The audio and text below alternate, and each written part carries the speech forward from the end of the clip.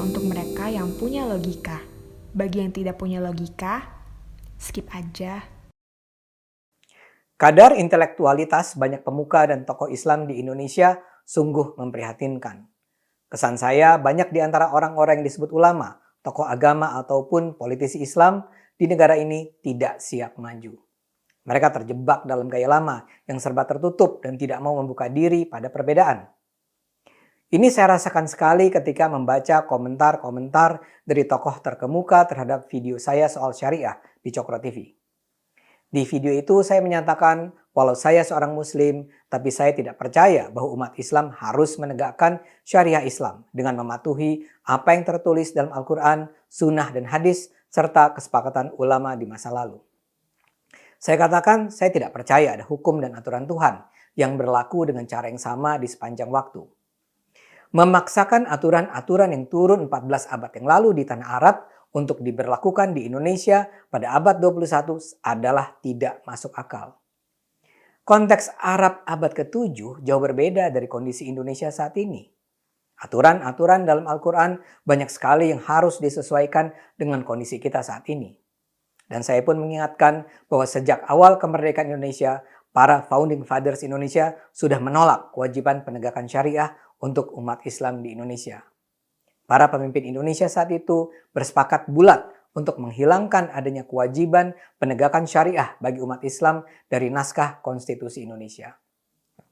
Karena itulah saya katakan, walau saya muslim, saya tidak percaya bahwa ayat-ayat tentang ketentuan hukum dan aturan yang termuat dalam Al-Quran, Sunnah, serta kesepakatan ulama harus diterapkan saat ini.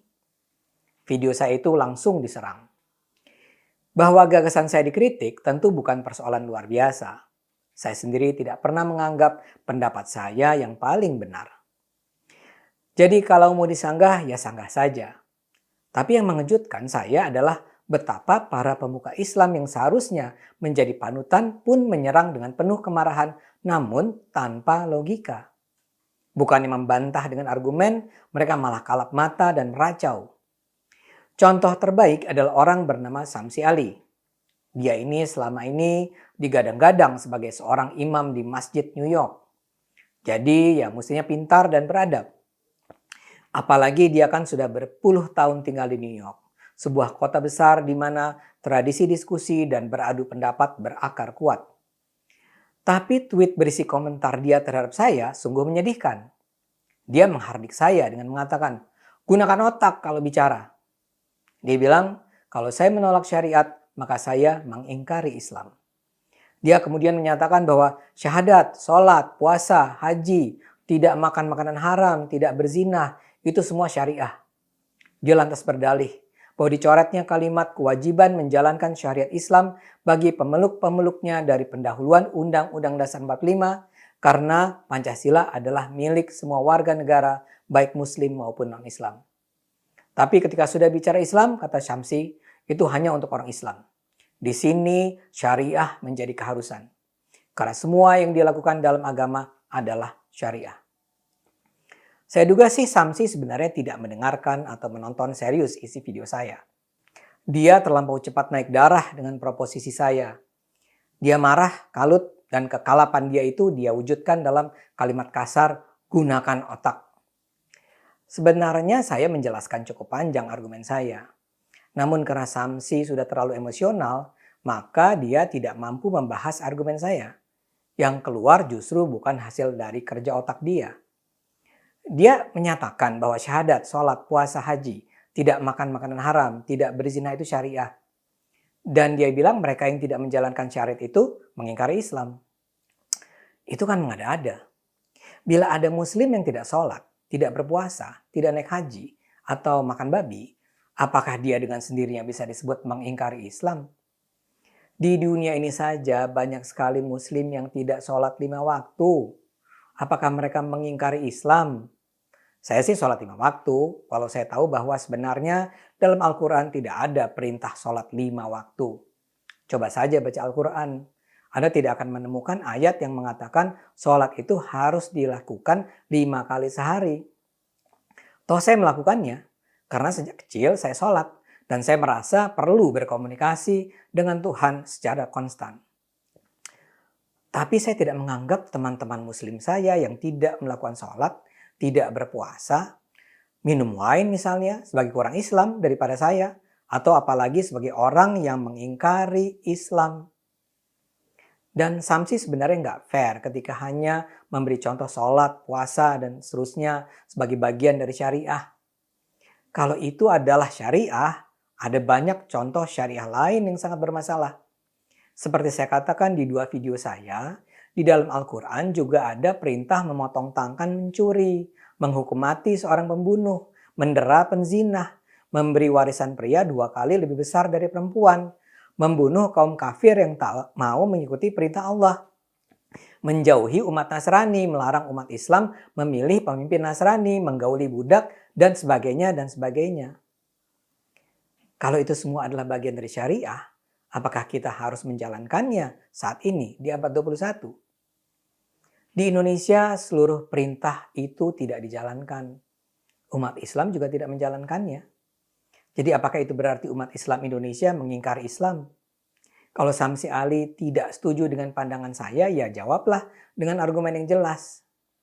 Misalnya saja, saya ingin dengar pendapatnya tentang contoh-contoh perintah dalam Al-Quran yang saat ini tidak dijalankan dalam kehidupan bermasyarakat di Indonesia.